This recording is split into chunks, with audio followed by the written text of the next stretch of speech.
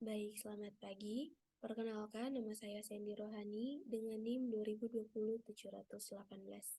Sini saya akan memaparkan materi PBL 1 pada modul hemato-onkologi. Diawali dengan Nona R, usia 25 tahun, dengan keluhan utama lemah badan dan pusing sejak 1 bulan. Lalu riwayat kehidupannya, pasien jarang mengkonsumsi daging, dan hygiene-nya pun kurang. Pada pemeriksaan fisik dan laboratorium tercantum pada kasus, lalu kelompok kami mengambil hipotesis yaitu suspek anemia defisiensi besi. Nah, anemia sendiri merupakan gangguan darah yang ditandai dengan jumlah sel darah merah yang rendah atau ketika sel darah merah tidak berfungsi dengan baik. Anemia defisiensi besi adalah berkurangnya jumlah total besi dalam tubuh. Anemia defisiensi besi ini terjadi ketika defisiensi besi yang terjadi cukup berat sehingga menyebabkan eritropoiesis terganggu dan menyebabkan terbentuknya anemia. Keadaan ini yang menyebabkan kelemahan sehingga menjadi halangan untuk beraktivitas dan juga mengganggu pertumbuhan dan perkembangan. Etiologinya sendiri di sini, yang pertama yaitu kebutuhan yang meningkat secara fisiologis dapat terjadi karena pertumbuhan maupun menstruasi. Lalu dapat terjadi juga karena kurangnya besi yang diserap, perdarahan, transfusi feto-maternal, hemoglobinuria, iatrogenic blood loss, dan latihan yang berlebihan. Nah, untuk klasifikasi anemia sendiri berdasarkan morfologi dibagi menjadi 4, yaitu anemia mikrositik, anemia makrositik, anemia normositik, dan makrositosis ringan. Untuk patofisiologinya, diawali dengan kehilangan besi, itu dapat terjadi karena perdarahan kronis kecil, misalnya menorrhagia dan ulcus pecticum. Lalu dapat terjadi juga karena kehilangan darah akut yang cepat dan masif, seperti melahirkan. Lalu ada juga terjadi karena donor darah yang berlebihan. Dapat juga terjadi karena penurunan penyerapan zat besi. Ini dapat terjadi karena peningkatan pH, lalu reseksi bedah bagian saluran gastrointestinal, dan penyakit celiaka. Dapat juga terjadi karena anak-anak dan remaja yang bertumbuh secara cepat. Laktasi dan kehamilan. Ini dapat menyebabkan peningkatan kebutuhan lebih banyak zat besi. Atau dapat juga disebabkan karena pola hidup dan pola makan. Contohnya seperti pada orang-orang yang vegetarian atau vegan, otomatis asupan zat besinya akan menurun. Nah, ini semua akan menyebabkan kekurangan zat besi dalam tubuh, terutama di sumsum tulang. Kekurangan zat besi ini akan memengaruhi SSP, lalu juga kurang besi meningkatkan apoferitin untuk disimpan sebagai ferritin. Ini akan menyebabkan serum ferritin kurang dari 40. Lalu dapat terjadi juga karena kenaikan protein pengikat besi.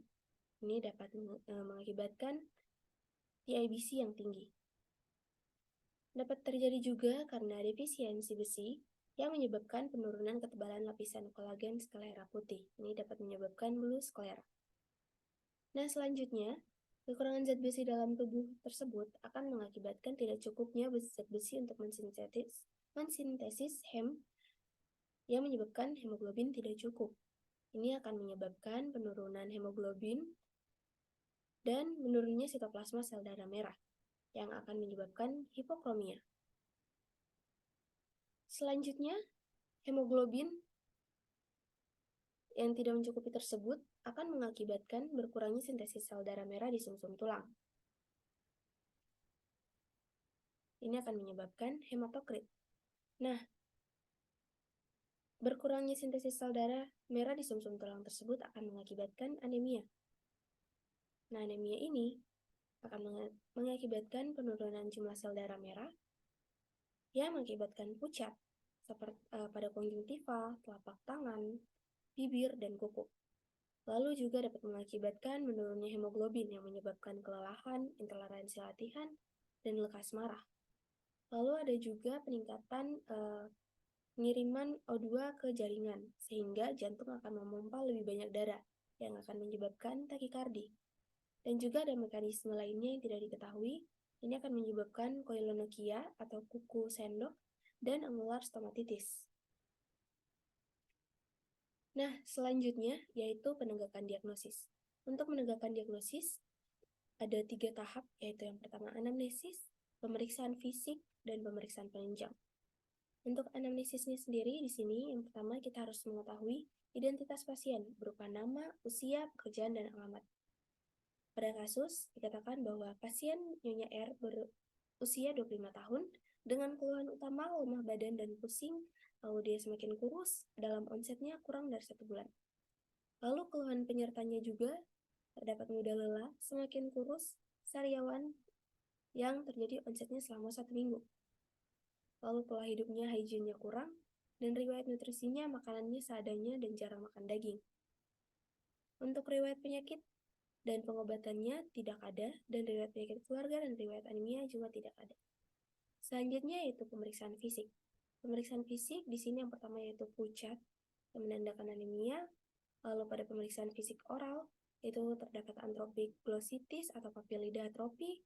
Lalu ada juga stomatitis angularis atau angular cheilitis dan makroglossia.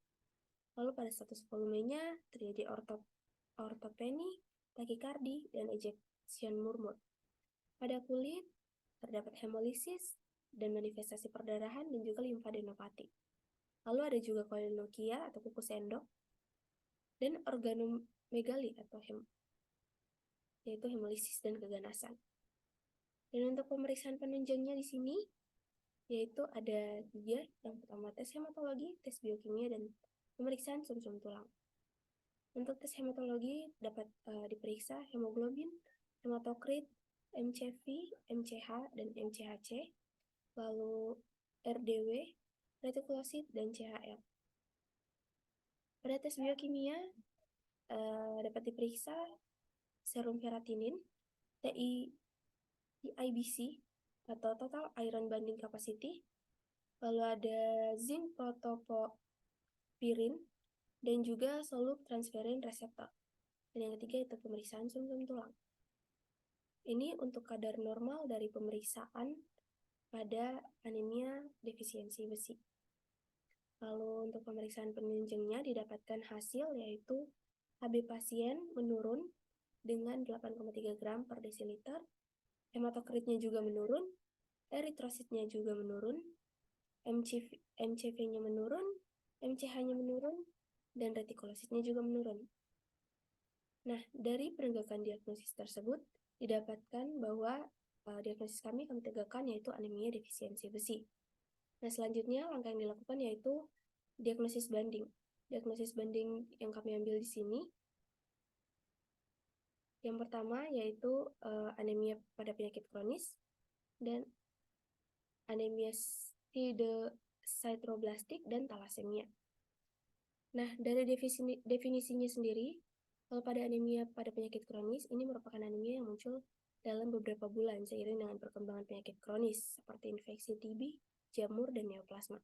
Sedangkan pada anemia sideroblastik merupakan gangguan pada enzim yang meregulasi sintesis HEM. Nah, sedangkan pada talasemia A dan talasemia B merupakan golongan penyakit yang bersifat keturunan yang ditandai dengan defisiensi pembentukan rantai A atau rantai B, tergantung jenis talasemianya. Untuk perbedaannya dapat dilihat lebih jelas di sini. Untuk anemia defisiensi besi, serum besinya menurun kurang dari 30, sedangkan pada penyakit kronik turun dari 50. Sedangkan pada talasemia dan anemia sideroblastik, itu kadar besi serumnya normal, dan lain sebagainya. Baik, selanjutnya yaitu komplikasi. Nah, komplikasi ADB sendiri, yang pertama yaitu gangguan pada sistem neuromuskular. Lalu yang kedua, gangguan terhadap proses mental dan kecerdasan.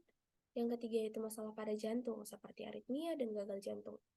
Lalu ada juga gangguan pada paru, misalnya hipertensi pulmonal. Yang keempat yaitu gangguan imunitas. Yang kelima yaitu gangguan terhadap ibu hamil dan janin yang dikandungnya. Ini dapat mengakibatkan lahir prematur atau bayi terlahir dengan berat badan rendah dan risiko kematian. Lalu yang keenam depresi, dan yang ketujuh kekurangan zat besi kronis dapat mengakibatkan kematian. Yang selanjutnya yaitu tata laksananya.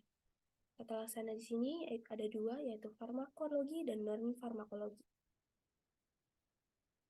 Untuk farmakologinya sendiri, di sini ada 4 jenis, yaitu terapi kasual, terapi pemberian preparat besi dan terapi besi parental, dan juga yang keempat yaitu transfusi.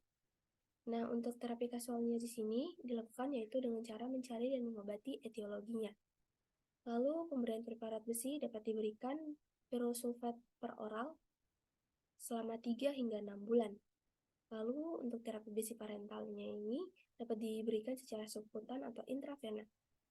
Nah, untuk transfusi, untuk pasien dengan perdarahan aktif yang hemodinamiknya tidak stabil, atau untuk pasien dengan anemia kritis, dengan tingkat Hb kurang dari 7. Nah, selanjutnya itu terapi non-farmakologi. Terapi farmakologinya di sini dapat dilakukan dengan mengkonsumsi makanan yang tinggi zat besi, konsumsi makanan tinggi folat, mengkonsumsi makanan tinggi vitamin B12, tinggi vitamin C, dan batasi minum kopi dan teh. Baik, sekian yang dapat saya paparkan, kurang lebihnya saya mohon maaf. Terima kasih dan selamat pagi.